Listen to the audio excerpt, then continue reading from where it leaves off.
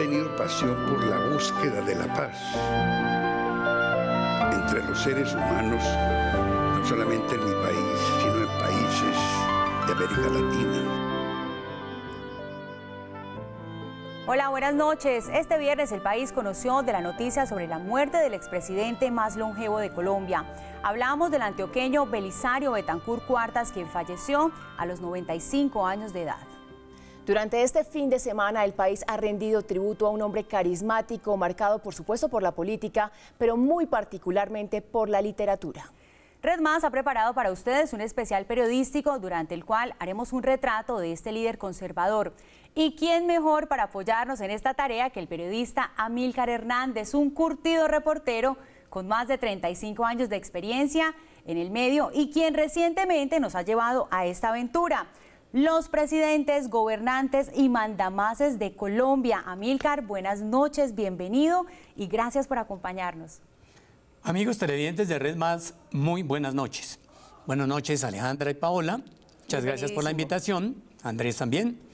Y bueno, voy a comenzar por hacer una precisión histórica. Sí, señor. Adelante. El doctor Belisario Betancur no ha sido el presidente más longevo de la historia.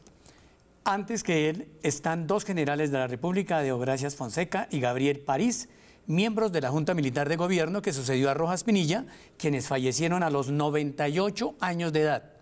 Después viene Belisario con 95, enseguida el expresidente Alfonso López con 94 y después Darío Echandía con 92 años, destacando que Darío Echandía fue expresidente sin ser elegido por voto popular. Entonces podemos decir que era uno de los más longevos. Muy bien. Hacemos esa precisión ahí, ¿le parece? Entremos entonces en materia. En una sola palabra, ¿cómo podríamos definir al expresidente Betancur y si es posible hacerlo en una sola palabra? Imposible hacerlo. 95 años de historia de Colombia. 95 de los últimos años de los grandes contrastes de la historia de Colombia. Por eso Belisario Betancur, si quiere una sola palabra, puede ser el hombre de los contrastes. Bueno, Amílcar, sabemos que con usted conoceremos más datos curiosos. Por ejemplo, cuéntenos cuál es el nombre exacto, completo, del exmandatario Belisario Betancur. Belisario Antonio Betancur Cuartas. Igual que muchos otros presidentes que no utilizaron el segundo nombre, comenzando por Bolívar, que tenía un nombre larguísimo y nunca lo utilizó completo. Bueno, entremos en materia. Nuestro noticiero registró la muerte del expresidente Belisario Betancur este viernes. Familiares y médicos que lo atendieron confirmaron que esta ocurrió a las 2:32 de la tarde. A través de un comunicado, la Fundación Santa Fe, donde el exmandatario fue atendido durante las últimas 48 horas, confirmó su deceso.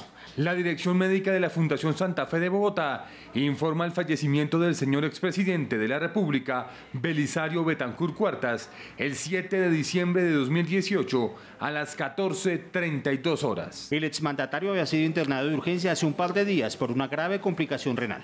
Y pese a que inicialmente los médicos declararon que se encontraba estable dentro de su delicado cuadro clínico y habían ordenado practicarle otros exámenes para descartar más complicaciones, finalmente falleció. El deceso del expresidente se produjo luego de un polémico trino que emitió desde su cuenta anoche la vicepresidenta de la República, Marta Lucía Ramírez, y en el que lamentaba su partida. Pocos minutos después, a las 7:15 de la noche, los médicos y la propia familia de Betancur desmintieron su muerte, pero no entregaron detalles sobre su estado clínico hasta que hoy a media tarde se confirmó plenamente el hecho. El exmandatario falleció a los 95 años de edad. Le sobreviven su esposa, la artista plástica venezolana Dalita Navarro, y sus 3 hijos, Beatriz, María Clara y Diego. En octubre de este año, el expresidente Betancur demostró su gran capacidad anecdótica y su memoria de país. Además de su risa, entregó un mensaje de renovación política en su última intervención en público. Ya a mí no me celebran aniversarios, sino centenarios, lo cual rima con Belisario, y yo soy un tanto lírico. Así comenzó el expresidente Belisario su última intervención en público. El 10 de octubre de este año, en medio de políticos, otros expresidentes y empresarios como el ingeniero Carlos Slim, el que será recordado como el presidente con alma de poeta, dejó en claro que la prosa y las letras marcaron lo que fue. Yo soy de provincia, de una provincia llamada Antioquia, no Antioquía, sino Antioquia. Iba, y disculpe que soy muy anecdótico, A ustedes les ocurrirá eso también dentro de unos 50 o 60 años. Este hijo de las montañas de Amagá, o el hijo del arriero, como alguna vez fue llamado, en medio de la 24ª reunión de pensadores del Círculo de Montevideo en Bogotá, dio su última reflexión al estilo de alguien que a los 5 años se desvelaba a la luz de la literatura de Cervantes y de Homero. Hay que darle otra vez dignidad al ejercicio político, porque la política está tan desajustada, desacreditada, que se le agrega la palabra política a una palabra muy bonita, a la palabra madre, y la convierte en madre política, es decir, en suegra. Betancur, quien se enfrentó a tormentas como la toma del Palacio de Justicia y la tragedia de Armero, se refirió a las tormentas políticas de hoy. En ocasiones se nos olvida qué es un partido político. Y hacerme yo mismo esa interrogación en frente de semejantes dirigentes es una herejía, pero he sido toda mi vida un heterodoxo, descalificado de todas partes, expulsado de todas partes por liberalizante e indoctrinario. El Belisario contestatario de la época del general Rojas Pinilla, a los 95 años, meses antes de su partida, se definió así. En definitiva, en este momento finisecular de mi existencia, soy de extremo centro, pero soy el único conservador que queda de una especie que dicen que es especie en extinción. Amílcar, ¿qué de particular tenía Belisario? ¿Cómo era, por ejemplo, el horario de trabajo? ¿Sí dormía? Bueno, Belisario Betancur no dormía, era un madrugador empedernido. En el gobierno, él se levantaba a las 3, 4 de la mañana para hablar con jefes de Estado y sus embajadores en Europa por la diferencia de horario. También era curioso que Belisario se levantaba como tan temprano y él mismo iba hasta la recepción de Palacio, recogía los periódicos y se los devoraba a las 5 de la mañana. Amílcar, la gente se pregunta quién fue el gran hombre de confianza de Belisario y qué tanto logró destacarlo. ¿Quién fue? Bueno, yo creo que el hombre de confianza de Belisario fue Bernardo Ramírez. Bernardo Ramírez, su famoso ministro de Comunicaciones. Bernardo Ramírez alimentó intelectualmente a Belisario Betancur. Bernardo Ramírez le hablaba, le aconsejaba los libros. Bernardo Ramírez alimentó su interés por la literatura y por la poesía. Yo creo que el gran hombre cercano de Belisario Betancur fue su exministro de Comunicaciones, Bernardo Ramírez. ¿Y qué papel jugó entonces Álvaro Gómez Hurtado? Bueno, Álvaro Gómez Hurtado jugó un papel que todos se preguntan hoy cuál fue. Porque todo el mundo esperaba que Belisario le diera la oportunidad a Álvaro Gómez, lo que llamamos la paloma, es decir, de ser presidente. Álvaro Gómez era primer designado. Y entonces se esperaba que, como en los gobiernos de Misael Pastrana Borrero y de Valencia, sus designados tuvieron la oportunidad de ser expresidentes, que se llamaba la paloma presidencial, pero Belisario no le dio esa oportunidad a Álvaro Gómez y todavía se habla de eso. No le dio el palomazo. Así es. Amílcar, como hemos visto, Belisario estuvo muy marcado por la literatura y un mandatario también intenta destacarse en intervenciones como las que hacen en las Naciones Unidas. ¿Hay alguna intervención destacada de él en la ONU? Bueno, yo creo que ya ustedes son millennials, no van a recordar mucho que durante el gobierno de Belisario Betancur, en el primer año de gobierno, como todos los presidentes, van a Nueva York a la Asamblea de la ONU.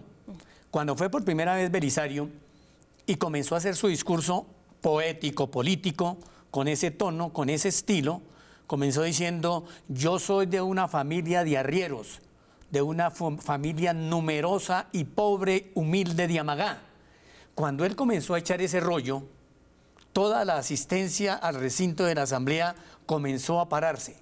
Comenzó a pararse todo el mundo, y definitivamente fue una ovación espectacular para Belisario Betancur. La recuerdo hoy perfectamente. Mire, nosotros no lo vivimos. Nos hubiera gustado también poderlo vivir, pero qué bueno que está usted acá para contarnos todas esas anécdotas. Vamos a hacer una pausa, ¿le parece?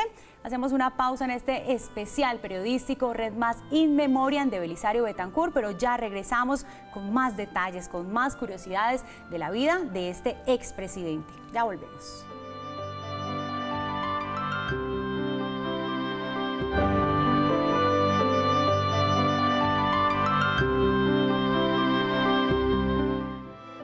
gracias por continuar con nosotros. Belisario Betancur estaba obsesionado con la paz. Abrió esa puerta desde cuando era candidato presidencial, pero su intento terminó con la cruenta toma del Palacio de Justicia a manos del M-19.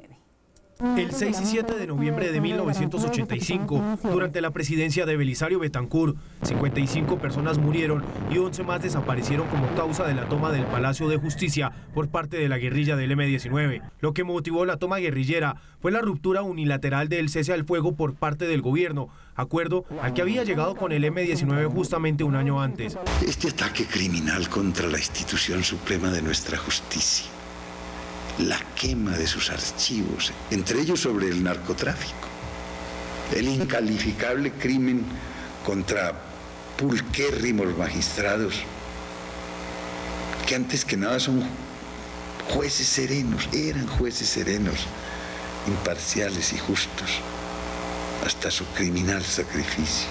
Fue entonces cuando ese grupo guerrillero incursionó en el Palacio de Justicia con la firme intención de llamar a un juicio político al presidente Betancur, en el que lo acusarían de traición a la patria por violar las negociaciones conocidas como los Acuerdos de Corinto. Este acto, digo, solo se explica por una perturbación de la mente, por una perturbación de espíritus a los cuales esperaba yo que les llegara la reflexión. El presidente Belisario Betancur, en medio del holocausto del Palacio de Justicia, no se pronunció públicamente ante las exigencias del M-19, autorizando el accionar militar por parte del Ejército Nacional para lograr la retoma del palacio. Desde el primer momento tomé contacto con compatriotas que ofrecen credibilidad a los guerrilleros, a fin de que les hicieran reflexiones a la comprensión, para no proseguir ese absurdo camino que desgarra a nuestra querida patria. Investigaciones señalan que supuestamente el alto mando militar de la época controló las comunicaciones del presidente al punto de impedirle tener contacto con el entonces presidente de la Corte Suprema de Justicia, quien en medio del holocausto pidió un cese al fuego para salvar la vida de los civiles que se encontraban a las afueras y al interior del palacio. Para muchos, el presidente Belisario Betancur hizo caso omiso a los llamados del cese al fuego y en una decisión judicial histórica, en enero del 2011, el Tribunal Superior de Bogotá le pidió a la Corte Penal Internacional que considerara investigar a Betancur por los 11 desaparecidos de la retoma del Palacio de Justicia. No se reponía el país del holocausto del Palacio de Justicia cuando tuvo que enfrentarse a una tragedia de mayor magnitud, la avalancha de Armero que dejó más de 25.000 muertos. En solo una semana Betancur tuvo que afrontar 2 cataclismos. Cuando Belisario Betancur se posesionó como presidente de Colombia, afirmó: no se derramará ni una sola gota de sangre durante mi gobierno. Pese a sus buenas intenciones, lo que no sabía el nuevo mandatario de ese entonces era que la naturaleza aportaría su arremetida a la trágica historia de Colombia. Ha desaparecido una ciudad, han dejado de figurar en nuestra república, en nuestra polis, tan amenazada ya por propósitos humanos, pero tan inconmovible en nuestro optimismo de dueños del destino y arquitectos del futuro. El 13 de noviembre de 1985, a las 11:30 de la noche, una avalancha del río Lagunilla, ocasionada por la erupción del volcán Arenas del Nevado del Ruiz, borró del mapa a Armero, la más importante ciudad del norte del Tolima. Armero era una ciudad muy rica económicamente, porque era la ciudad que más producía algodón, por eso se llamó la ciudad blanca de Colombia. El saldo de muertos, damnificados y heridos que dejó es incalculable. Era la tragedia de mayor magnitud en la historia de Colombia. Los muertos en Armero fueron más de 25.000 personas. El símbolo humano de la tragedia fue Omaira Sánchez. Pero eche la tabla hacia atrás.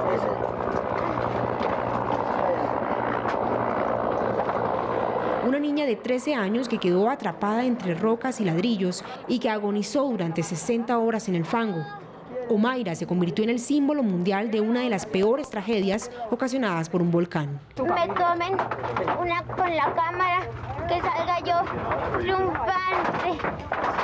El gobierno de Belisario Betancur se vio obligado a declarar la emergencia económica y contó con la ayuda de agencias internacionales y la solidaridad nacional e internacional, pero los programas de reubicación no tuvieron el cubrimiento ni la efectividad esperada. No hubo un olvido pues, del gobierno, porque muchos damnificados y sobrevivientes duraron más de 2 años pues, en carpas esperando como soluciones serias de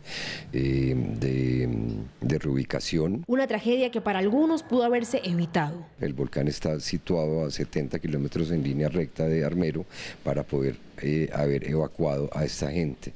El gobierno debía tomar una decisión. Hubo un problema político no resuelto, también un problema de gestión de riesgo no resuelto. 4 ministros de gobierno del entonces presidente Belisario Betancur habían sido alertados de los riesgos que existían. Se sabe que en septiembre los representantes de la Cámara del Tolima y de Caldas dejaron constancia de que una tragedia de estas podía pasar.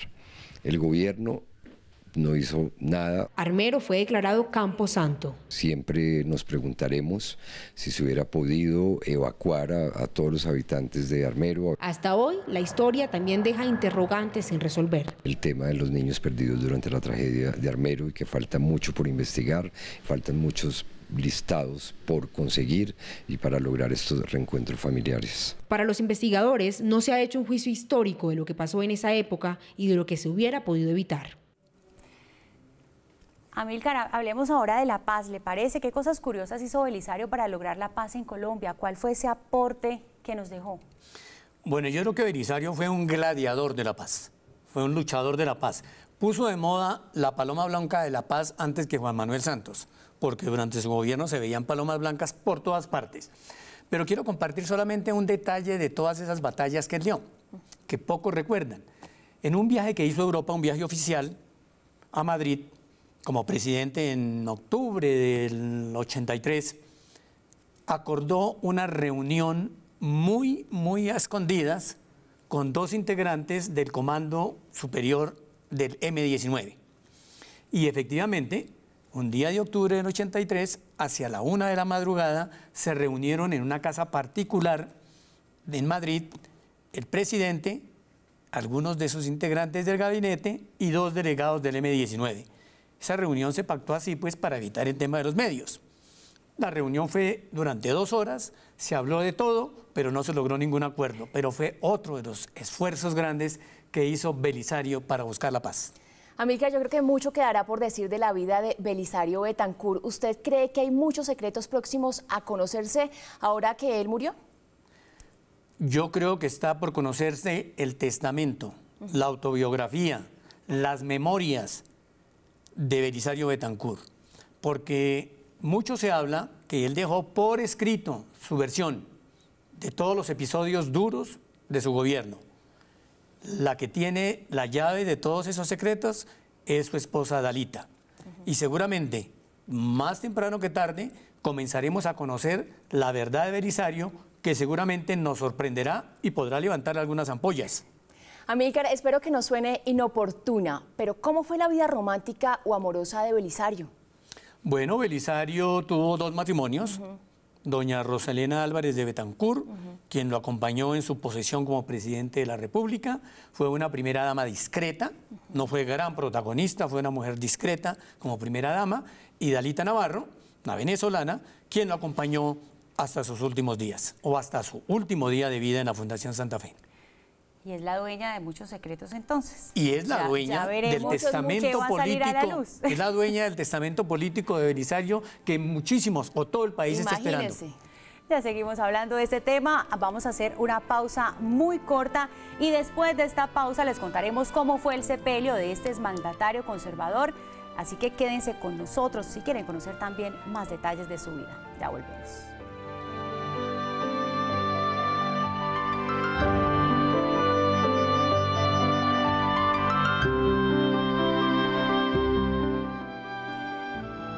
El humanista, el hombre de letras, el político, así fue recordado hoy en su última morada el expresidente Belisario Betancur.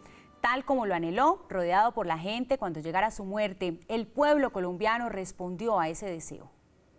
Desde muy temprano en la mañana, el féretro del expresidente Belisario Betancur no solo fue acompañado de reconocidas personalidades del país, sino que decenas de personas del común también decidieron madrugar para apostarse a las afueras de la Academia Colombiana de la Lengua, tal vez para cumplir ese deseo del que siempre habló el expresidente, estar rodeado del de a pie, del colombiano de la calle, ese del que innumerables veces escribió en sus memorias literarias. Este momento es donde yo le entrego a él el cuadro y le dije, doctor, vea esto, pues, que lo conserve, porque se lo hice exclusivamente para usted, de sus campañas y sus recorridos por los pueblos. Esa misma gente hoy siente que Belisario Betancur marcó su vida e incluso sus caminos laborales. Yo soy uno de los primeros hombres de la creación, gracias al señor presidente, que en paz descanse, el señor presidente Belisario Betancur Cuartas, radicó el proyecto de ley que lo había traído a Estados Unidos para precisamente profesionalizar aquí al soldado reservista. Pero Betancur también dejó huella más allá de nuestras fronteras, y no solo por su política. El haber empuñado una pluma le dio el reconocimiento de su amor por las letras en países como Francia. Fue también un hombre de mucha cultura. Y eso es algo que hace parte del ADN de Francia, ¿no? La cultura, y creo que la obra que deja el presidente Betancur en esta, no solamente en cultura, sino también en temas de paz, quedará imborrable. La entrañable amistad también fue recordada. Hace no más un minuto vi a una de sus nietas que me contó que en estos días, como estaba ya medio enfermo, ella le estaban pasando el Minuto de Dios en televisión. Y ella le dijo, ¿quiere que apague o que cambie? Y dijo, no, deje al padre Diego, que él me dice siempre cosas muy importantes. Y es que las anécdotas son muchas. Quienes trabajaron con él dicen que el expresidente también fue un pequeño rebelde. Algo que comentaban alguna vez dentro de la presidencia, buscando lo de casa militar por todo lado que sí habíamos visto al presidente. Entonces después supimos que él había salido con un carrito que él tenía Renault, que se escapó. El masivo acompañamiento que tuvo el expresidente Betancur a su última morada es sin duda el reflejo del agradecimiento de un pueblo a ese hombre humanista que revolucionó la política nacional al intentar ese incipiente paso para lograr un camino de negociación que buscara la terminación del conflicto en Colombia. Bueno, pues así fue como lo despidieron, pero ¿cuál fue también la última salida política de Belisario? Bueno, Belisario, aunque dijo que nunca participaba en política, tuvo sus salidas. Yo quisiera recordar, por ejemplo, en las primeras elecciones donde salió elegido Juan Manuel Santos. Hubo una convención conservadora para elegir el candidato del Partido Conservador. En esa convención conservadora, Belisario dijo públicamente que apoyaba la candidatura de Noemí Sanín, su gran amiga, su gran protegida. Y bien, llegaron las elecciones, y el día de las elecciones de la primera vuelta, donde digamos la primera vuelta después de las elecciones ese día, salió Belisario a los medios de comunicación a decir que él había votado por Juan Manuel Santos. Y le preguntaban, ¿pero por qué? Y dijo, porque él reúne unas mejores condiciones para ser jefe de Estado que Noemí. Imagínese. La gente se pregunta, ¿Belisario Betancur murió feliz? ¿Usted qué cree? Belisario Betancur murió no muy feliz. Durante sus últimos años habló de sus aciertos y desaciertos. Habló de sus errores. Pidió perdón. Yo creo que Belisario fue un hombre que murió no muy feliz. ¿Y qué deberían tener en cuenta los jóvenes de hoy? En comerciales nos decía, es que ustedes son millennials, sí, somos muchos los millennials, pero ¿qué podríamos tener nosotros en cuenta de este líder político? ¿Qué nos puede aportar? Que fue un hombre humilde, que fue un hombre que se superó, que fue un hombre de unas raíces pobres, pero pobres, y que de ahí comenzó a crecer, a hacer, a estudiar, a despertar su amor por la literatura, a cultivar su inteligencia, a ser sagaz, a ser audaz, a cautivar, a llegar a la política, crecer en la política y llegar al primer puesto del gobierno de un país. A pesar de tener ese origen tan humilde. A pesar de tener ese origen tan humilde, pero esa persistencia, esa capacidad de trabajo, esa insistencia, ese amor por la lectura, ese entusiasmo por la literatura. Y precisamente de eso le quiero hablar. Hemos hablado de un Belisario literato, poeta. ¿Cómo fue la relación de él con Gabriel García Márquez? eran unos compinches, para decirlo ¿verdad? de una manera coloquial. Literal. Compinches absolutos, que manejaban la política, que se contaban los chismes, que se llamaban el uno al otro directamente, que compartían el sabor de los libros y de la literatura, que hablaban de los premios Nobel, que hablaban de los líos de la política. Fueron verdaderamente unos grandes compinches. Mire, vamos a terminar este especial periodístico con una semblanza de Gabriel García Márquez, precisamente el amigo, el compinche. En un discurso con motivo de los 70 años del exmandatario, Gabo dijo lo siguiente, ya les vamos a leer por acá.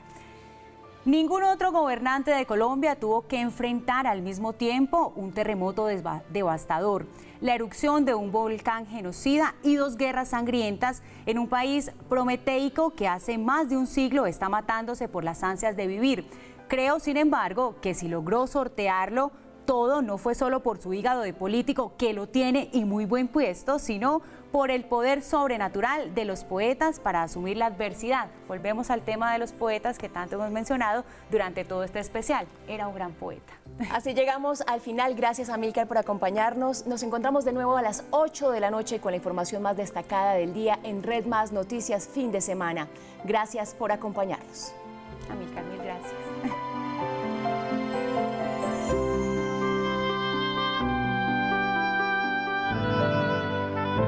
He tenido pasión por la búsqueda de la paz